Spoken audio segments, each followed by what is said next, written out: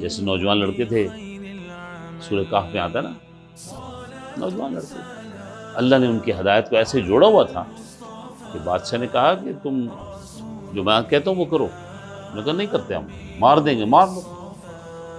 کسی نے کہا کہ نہیں جی یہ تو نوجوان، ان کو بھی سمجھ نہیں ہے، تھوڑا سا موقع دیں۔ انہوں نے برہا کیا، وہ بھاگ کے آگے جا کر غار میں سو گئے۔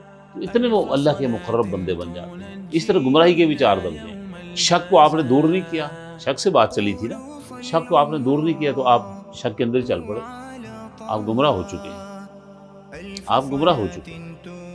پھر بندہ گمراہی میں چلتا رہتا ہے اور گمراہی کی خاطر پھر پیسے لگاتا ہے، پھر تکلیفیں اٹھاتا ہے گمراہی کی خاطر۔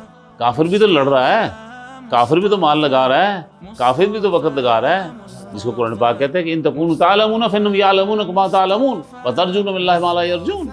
اگر تم اس راستے میں تکلیفیں اٹھاتے ہو تو وہ بھی تو تکلیفیں اٹھا رہے ہیں، لیکن تم کو اللہ سے وہ امیدیں جو ان کو امیدیں نہیں ہیں۔ تو گمراہی، یہ اس کو کہتے ہیں درجہ جدال۔ گمراہی کے بعد بندہ درجہ جدال میں داخل ہو جاتا ہے کہ حق کی مخالفت کے اندر وہ اپنے جان، مال، وقت اور وسیلے اٹھا رہا ہے۔ پھر گمراہی کا چوتھا درجہ آ جاتا ہے مہر جباریت، جس کا ذکر پیچھے آپ نے پڑھا ہے، ختم اللہ علی قلوبہم وعلی سمعہم وعلی ابصارہم غشاوۃ ولہم عذاب عظیم۔ اس کو پھر ہدایت نصیب نہیں ہوتی۔ تو لہٰذا یہ اللہ کے اس قانون کو سمجھ لیں۔